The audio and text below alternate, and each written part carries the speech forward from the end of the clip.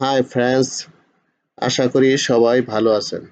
Comilla Mainamati land training সেন্টারের পক্ষ থেকে এই মুহূর্তে যারা আমাদের ভিডিওগুলি দেখছেন তাদের সবাইকে আমাদের চ্যানেলের পক্ষ থেকে আন্তরিক শুভেচ্ছা ও অভিনন্দন জানাচ্ছি।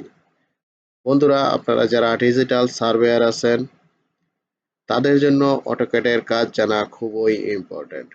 বন্ধুরা, আজকের ভিডিওতে আমি দেখাবো কিভাবে আপনারা অটোক্যাডে একটি ১৬ ইঞ্চির মৌজা নকশা ইনসার্ট করবেন এবং এর স্কেল পরিমাপ করবেন।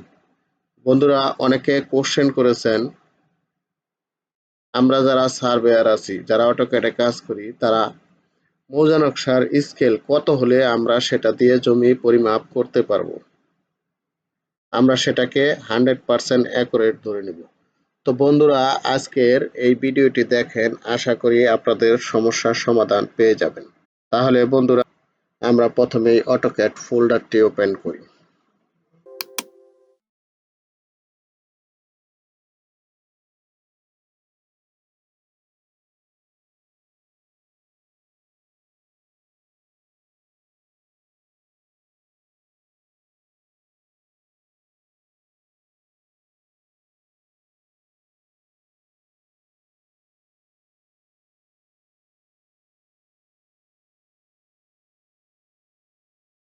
এই যে আমাদের অটোক্যাড ফোল্ডারটি ওপেন হয়েছে। এটা অটোক্যাড 2022 ভার্সন। আমরা এখানে মৌজা নকশা ইনসার্ট করে দেখাবো। বন্ধুরা, আমরা এবার ইনসার্টে যাব।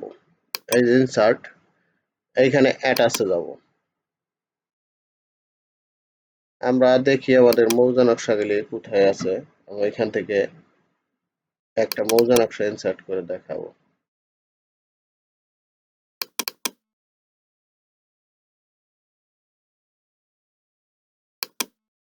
এই বন্ধুরা, জয়পুর 58-1 আমরা এই নকশাটাকে এবার ইনসার্ট করে দেখাবো। আমরা ওপেনে ক্লিক করব।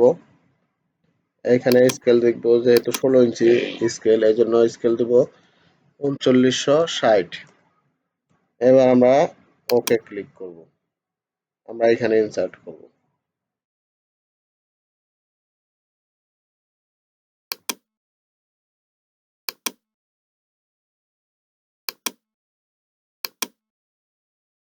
বন্ধুরা, এবার আমি এটা স্কেলটা পরিমাপ করে দেখি।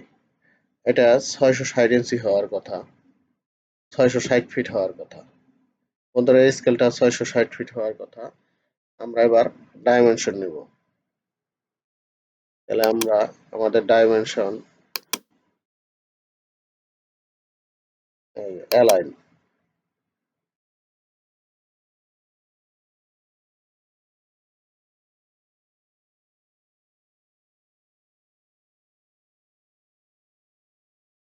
দেখেন 651 ফিট 7 ইঞ্চি। ঠিক আছে, আমাদের 660 ফিট থাকার কথা। তো বন্ধুরা, পরিপূর্ণ সবসময় পাওয়া যায় না, একটু এদিক সেদিক হয়। যদি 645 থেকে 60-এর মধ্যে হয় তাহলে এটা আমরা 100 স্কেল ধরে নেব, এটা আমরা কাজ করতে পারবো। তাহলে বন্ধুরা, এই যে দেখেন আমি কিভাবে এই মৌজা নকশাটি ইনসার্ট করে স্কেল পরিমাপ করে দেখালাম। বন্ধুরা, আশা করি ভিডিওটি বুঝতে পারছেন। যদি ভিডিওটি ভালো লেগে থাকে, লাইক ও কমেন্ট করবেন এবং শেয়ার করবেন। আর কমেন্টে জানাবেন। যদি কারো কোনো অটোক্যাড সম্পর্কে প্রশ্ন থাকে, কমেন্ট করবেন।